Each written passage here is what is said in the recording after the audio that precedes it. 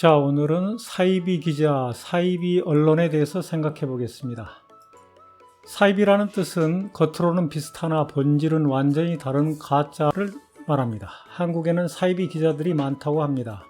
본질이 전혀 다른 가짜 기자들이 많다는 것입니다. 기자의 본질은 사실을 사실 그대로 전하는 것입니다. 그럼 사이비 기자들의 완전히 다른 본질은 무엇일까요?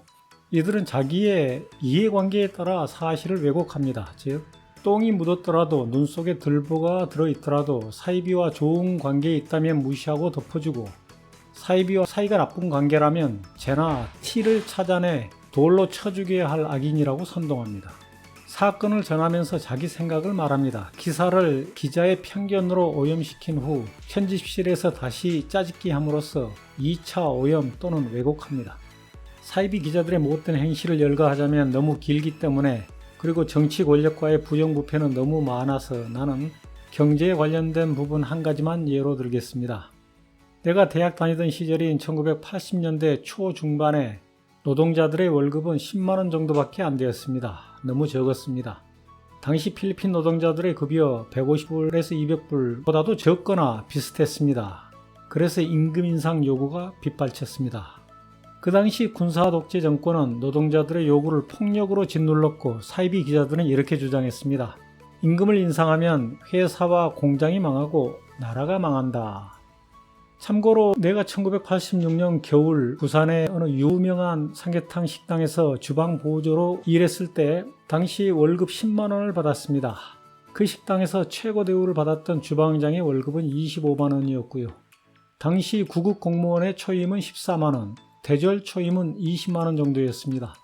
1987년에 민주화 투쟁 성공 후에 곧바로 전국적인 임금 인상 투쟁을 벌여 1980년대 말에 급여는 50만원 정도, 그리고 90년대 중반에는 100만원, 2000년대 중반에는 200만원 이상으로 인상되었지만, 임금 인상으로 인해 회사와 나라가 망하기는커녕 오히려 더 부강해졌습니다.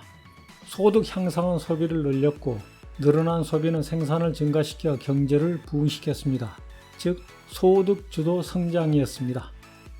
기자들은 이러한 사실을 알고서도 이해관계에 있던 독재 정권 및 부자를 지원하기 위해 거짓말을 한 것입니다. 사이비 기자들은 일반인들이 잘 눈치채지 못하도록 심각한 거짓을 사실 속에 조금 섞습니다. 다시 말하면 사실 99%의 거짓 1%를 섞는 기법인데, 사람들은 99%가 사실이기 때문에 나머지 1%도 사실일 것이라고 믿어버린다는 그러한 심리를 이용해서 사람들을 속이는 짓입니다. 즉, 협잡질입니다. 생수에 독약을 한두 방울 타 넣는다면 그 물은 생수일까요? 독극물일까요? 진실 100줄에 악의적인 거짓 한 줄만 섞어도 그것은 독극물같이 치명적인 가짜 뉴스가 됩니다.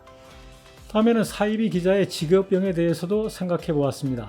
그들은 취재를 하기 위해 다양한 사람들을 만납니다. 특히 대통령을 비롯한 고위공직자들과 권력자들, 그리고 대기업 오너들과 임원들, 세상에서 유명세를 타고 있는 예체능인들, 그러한 사람들과 몇 번 만났다는 것만으로도 사이비들은 유명인들과 대등하다는 착각에 빠집니다. 평등의식은 바람직합니다. 하지만 그것은 인간의 존엄성에 대한 평등이어야 합니다. 공무원 행정 경험도 없고, 기업체 경영 경험도 없고, 예체능의 천부적인 재주도 없으면서 사이비들은 자기들이 취재한 사람들과 동급으로 착각하여 비평을 하고 훈수와 충고를 해댑니다. 내 생각을 다시 말하자면 기자는 사건이나 사실을 있는 그대로 전하면 그뿐입니다. 자기 생각을 밝히는 순간 그 기사는 오염된 쓰레기일 뿐입니다. 국민들은 사이비 기자의 생각 따위는 필요 없습니다. 사건 사실만 전해 들으면 생각은 국민들 각자가 합니다. 사이비들이 국민들 대신 생각해 줄 필요는 없습니다. 직업병 증세가 심하다면 정신과 치료를 받아야 할 불쌍한 인간들입니다. 사이비 기자들이 특히 심합니다. 오래전의 일입니다. 악명 높은 사이비 언론 XXX를 집어 땅에 던져버리는 것을 보고 깜짝 놀라는 지인과 대화를 나눈 적이 있었습니다. 내가 말했습니다. 사이비 기자들의 언론은 쳐다보지도 않지요. 지인이 말했습니다. 진보 언론과 보수 언론 양쪽 의견을 들어봐야 생각의 균형을 잡을 게 아니겠소? 내가 다시 말했습니다.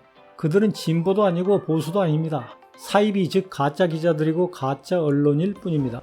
찬물과 뜨거운 물을 섞어서 마시면 적당히 균형 잡힌 온도의 물을 마실 수 있지만 생수에 독이 들어간 물을 섞어 마시면 중독됩니다. 중독자가 되면 분별력을 잃어 사이비 언론이 시키는 대로 생각하고 행동하는 좀비가 되어버리지요. 하지만 그 지인은 그 후에도 계속 XXX를 보는 듯 했습니다. 그 이유는 내 말에 공감하지 않기 때문일 수도 있고 XXX 쪽 사람들과 어떤 이해관계가 있기 때문일 수도 있습니다. 누군가 나에게 말해 주었습니다. 사람들은 옳은 말 안 들어 이익이 되는 말을 듣지.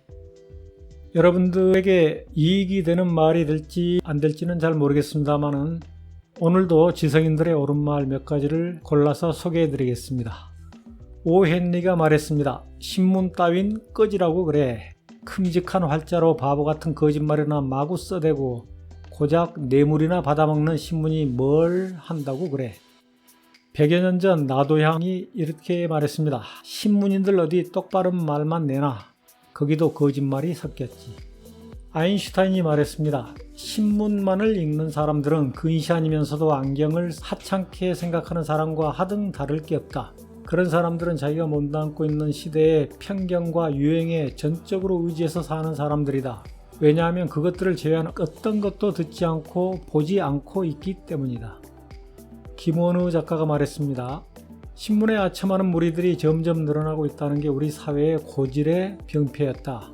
그런 무리의 첫 번째로 끼는 것들은 물론 정치가들인데 그들의 목소리라는 게 신문만 읽으니까 유치할 수밖에 없으며 그 유치성이 정치에 그대로 반영되므로 나라 꼴이 이 모양이었다.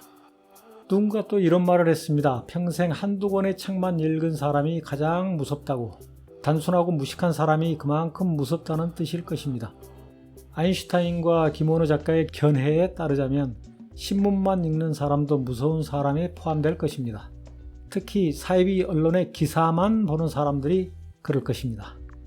이해관계에 따라 창작한 거짓 기사로 사람들을 속이는 사이비 기자, 사이비 언론은 사기꾼임에 틀림없습니다. 나는 사이비 기자에게 속거나 신문만 읽어서 당신은 바보야 라는 소리를 듣고 싶은 생각이 추호도 없습니다. 그 사람 바보야, 그 사람 바보야요.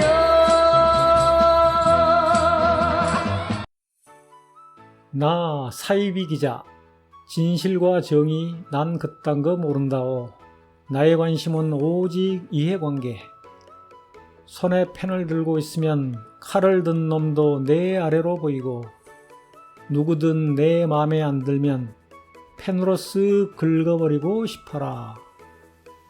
손에 펜이 있으면 모든 것이 나를 우러러보는 것만 같아라. 감사합니다.